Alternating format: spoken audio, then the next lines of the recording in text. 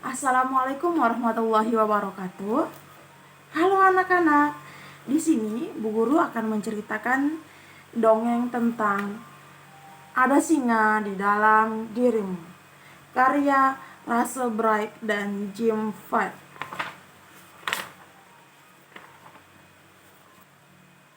Di tempat kering yang berdebu, di mana pasir bersinar keemasan, berdirilah batu yang amat besar, menjulang dan tua.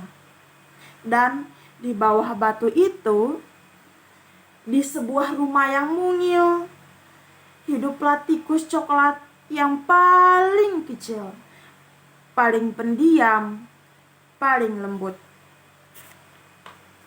Ia amat sangat kecil, begitu mungil, sehingga tak ada yang memperhatikannya sama sekali. Hello, oh, ia terinjak dan terduduki, dan terlewatkan untuk berbagai hal, terabaikan dan terlupakan.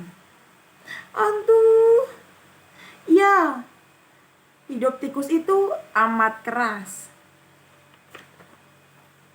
Sementara itu, jauh di atas, di puncak batu, keadaan cukup berbeda. Di sana ada singa bertahta. Makhluk yang besar dan menarik ini memastikan semua melihat betapa penting dirinya. Dari seberapa keras suara yang dapat ia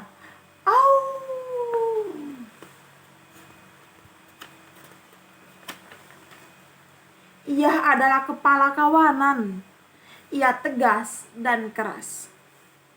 Ia senang menunjukkan kepada semuanya kalau ia terbuat dari bahan yang kuat. Ya, semua terkesan oleh Raja Kucing yang hebat ini. Andai saja, pikir tikus, aku bisa menjadi seperti itu. Lalu, pada suatu malam, di tempat tidur yang mungilnya, ide terpintar muncul dari pikirannya. Ia melompat dari selimutnya dan menggepalkan cakarnya. Aku tahu, katanya. Yang aku butuhkan adalah sebuah aum. Maksudku, bagaimana kalau tikus ini yang punya cicitan terpelan menjadi lebih dan sedikit berkurang lemahnya? Ya, ia masih akan menjadi tikus berbulu coklat yang termungil, tapi ia akan berteman dan bergabung. Lalu ia akan menjadi indah.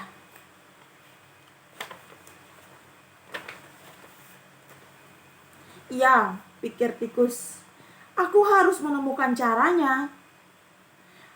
Aku akan belajar bagaimana cara mengaum dan akan mempelajarinya sekarang. Tapi, ya ampun, cuma satu makhluk yang bisa mengajarinya hal ini.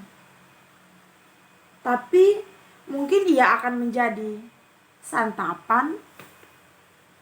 Inilah saatnya untuk menjadi kuat. Raihlah kesempatan. Lagi pula merasa kecil selamanya itu waktu yang amat lama.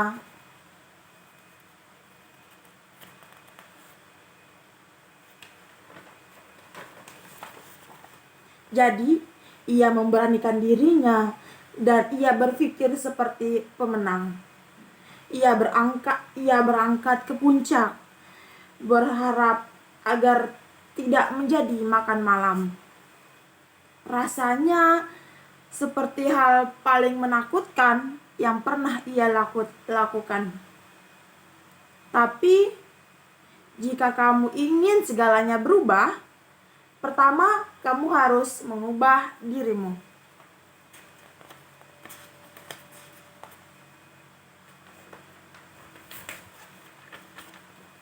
Semakin tinggi ia memanjat, makin dekat ia kepada singa yang berbaring mengantuk di puncak. Lalu, akhirnya, saat ia berdiri di atas jari-jari kakinya dengan sopan, ia menemukan dirinya tiba-tiba berhadapan dengan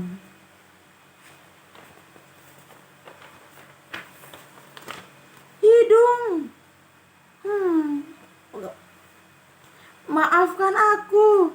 Bangunlah Tuan Singa. Anda kedatangan tamu. Cicit Tuan Singa. Maksud kedatanganku adalah Cicit. Apakah Anda bisa mengajarkanku mengaum?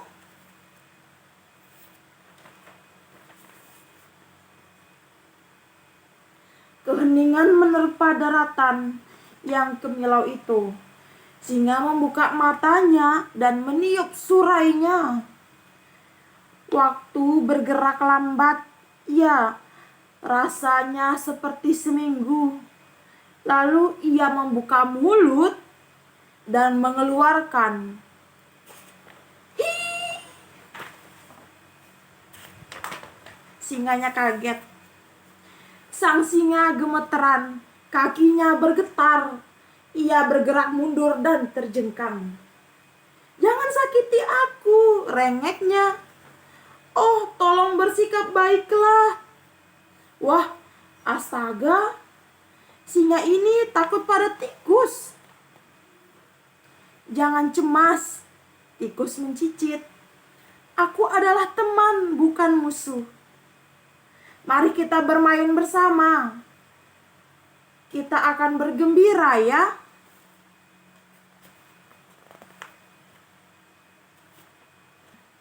Itu adalah momen ajaib pastinya. Ketika tikus sama sekali tidak merasa kecil.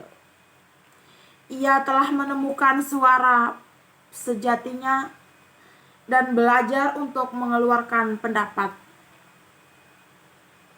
Dan untuk itu kamu tidak perlu mengaum atau berteriak.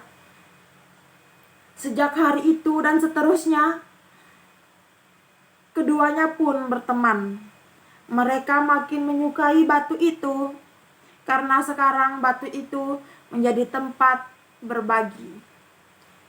Si tikus walaupun tetap kecil merasa besar dalam pikirannya. Dan singa, ia masih mengaum, tapi dengan tawa sebagai gantinya. Hahaha.